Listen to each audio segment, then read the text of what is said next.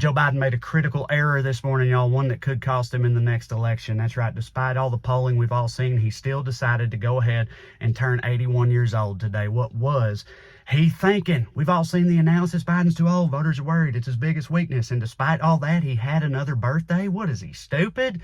Listen, happy birthday, Biden. But as soon as I saw that, I knew what the narrative was going to be. We see it all the time. He's too old. He's too old. It's not even 2024 yet.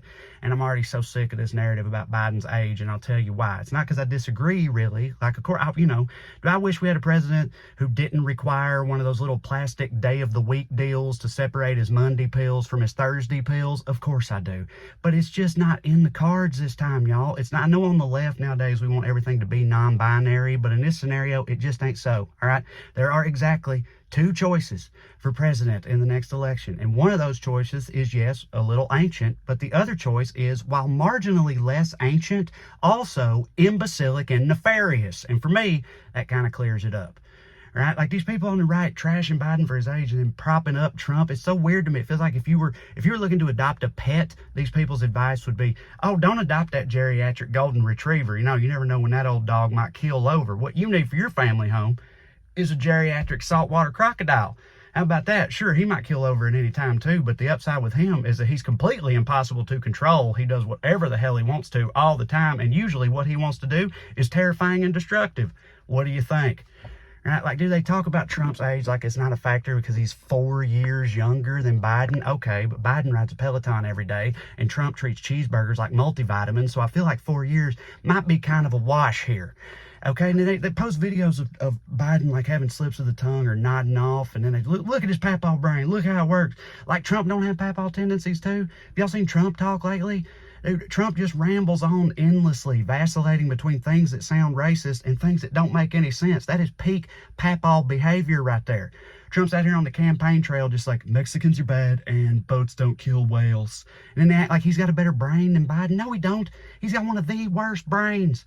And I know that some of y'all on the left might be listening and going like, well, Trey, listen, it's not even about Biden's age. It's about his record, his policy, Israel, whatever. Listen, I hear you. I actually think Biden's better than he gets credit for, but that's another video for another time. But my rebuttal to you is, whatever you don't like about Biden, Trump will be worse for. Universally, he will. All right, so for you, the choice is between 4 more years of frustration or the first 4 years of a literal fascist autocracy. And if you think that's hyperbole, look up Project 2025 and some of the plans they're making in MAGA world for if Trump takes power. They're publicly stating they're going to install a MAGA government and never give it back. Democracy be damned. And you're telling me you're kind of okay with that because you think Joe Biden is the presidential equivalent of an afternoon nap? Come on, man.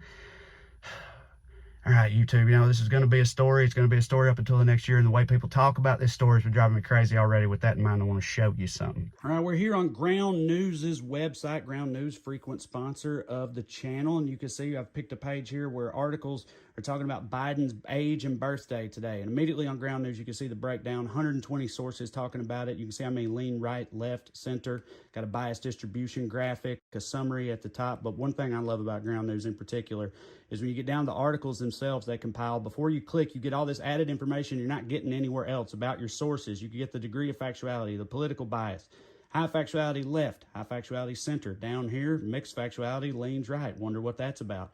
You also notice how headlines are treated differently based on the bias. The ones that lean left with this story, they don't even mention Biden's age, right? They just talk about the turkeys he pardons. The one that are in the center, they mention his age, but give no editorializing. And then you get to the ones that lean right, and all of a sudden they're talking about how worried people are about how old Joe Biden is. See, this is why I love Ground News, because, see, Ground News, they combat the bias in the media by adding these levels of transparency and detail that you're not getting anywhere else for your media consumption. But that's not all. Let me show you this other feature they have, one of my favorites. It's called the blind spot feature.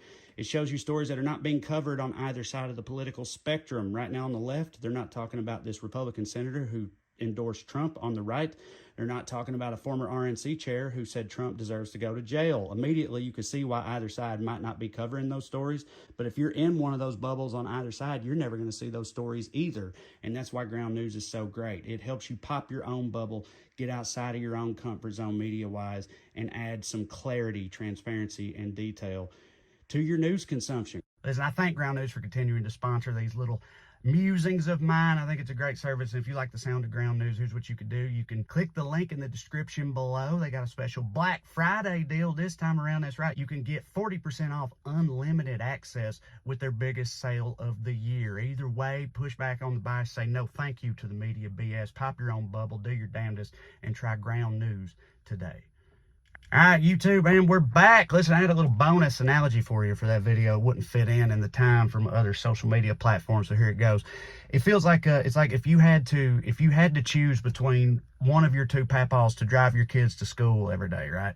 And the first papaw is 81. You're becoming concerned about that. But you know he drives in a cautious papaw fashion, 10 miles under the limit, uses his blinker way early, totally oblivious to how much he's pissing off the other drivers on the road, right? But you know he takes it easy. Also, more importantly, he's been driving the kids to school for 4 years already without incident, okay? Now, your other papaw, he's 4 years younger, but you know when he drives erratically, hurling slurs out the window. And anytime a small creature runs across the road, he swerves towards it, right? That's how he drives. And also, the last time you gave him the keys, he totaled the car in a way that publicly shamed your entire family, all right?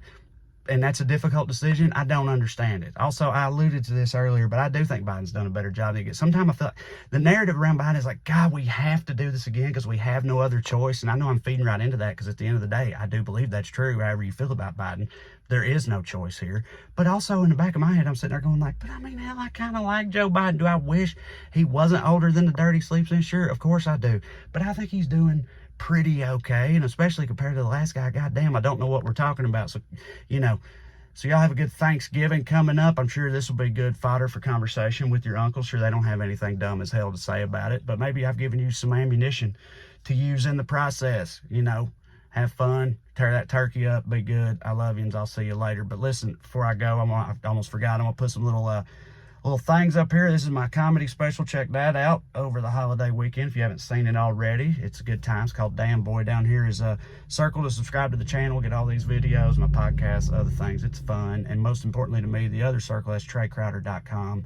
You can get tickets to all my upcoming stand-up comedy shows. You can see where I'm going on tour. We got a book on there, me and Corey Forrester around here and over yonder. But check them tour dates out. Come see me. It's a good time. Either way, you keep watching these. I'll keep making them. I love you like chicken. I'll see you next time. Love you. Bye.